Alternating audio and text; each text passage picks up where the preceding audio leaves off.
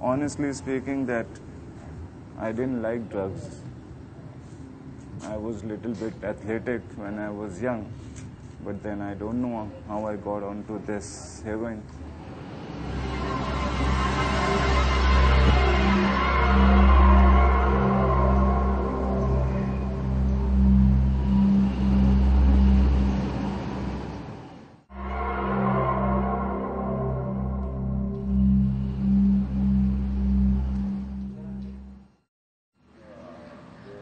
I was studying and I wanted to become pilot.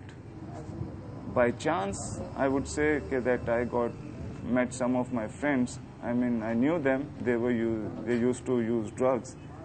So I had a couple of drags with them for the first time of heroin, and everything went off my head. I mean, nothing.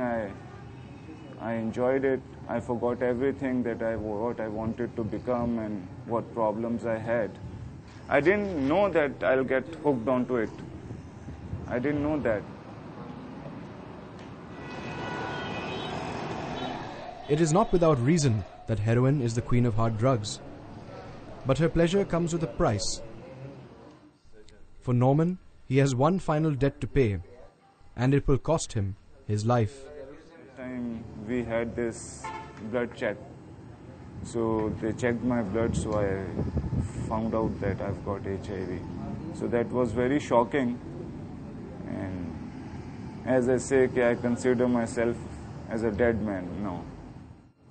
So now, from my past, I mean, what I wanted to become or what I wanted to do, that's all finished. But now it's like this, that I'm stuck in between these two things, whether to do something with the remaining part of my life or just let it be.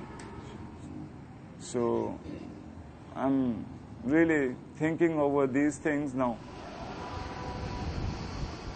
Countless heroin addicts have been so cruelly betrayed, yet they continue to court the queen. What is this fatal attraction?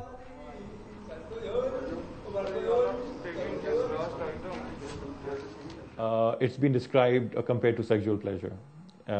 Some addicts say it's almost as if the entire lower half of your body was in an hour-long intense sexual excitement.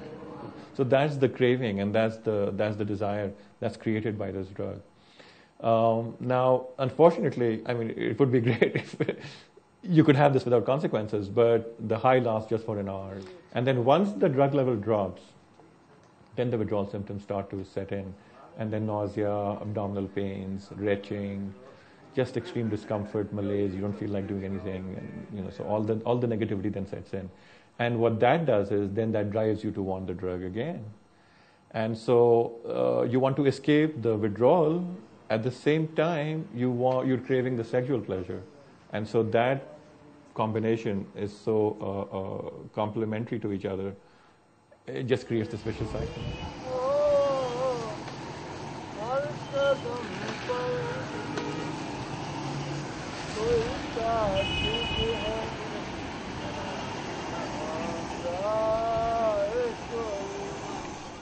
It was this initial pleasure that was used as a selling point when heroin was first introduced in Pakistan.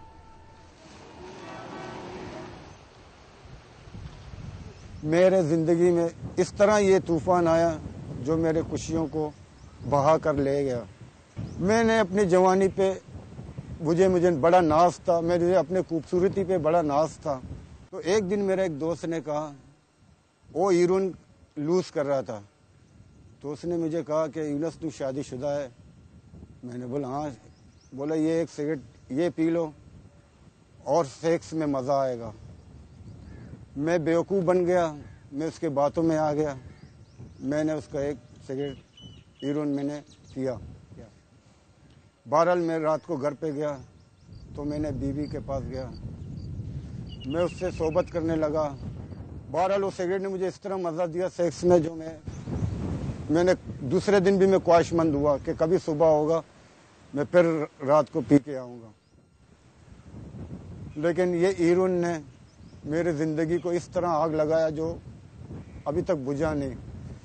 حتیٰ کہ نتائج یہ نکلے کہ میرے wife میرے سے الگ ہو گیا, اپنے بچوں کو لے کے الگ ہو گیا. وہ بیچاری تو مجھے اکثر یہ کہتی تھی کہ یونس میں نے تیرے سے پیار کیا تھا, میں نے تیرے لیے پورا اپنا خاندان چھوڑا, ماں باپ بھائی بہن سب کو چھوڑا, لیکن تو میرے لیے ایک ہیرون نہیں چھوڑ سکتا. For Yunus Baloch, all it took was casual flirtation in a moment of weakness that cast him headlong into a life of gradual self-destruction. It took every ounce of his will to battle the addiction. But for millions of heroin users across Pakistan, the story remains the same. Whoever courted the Queen has loved and lost.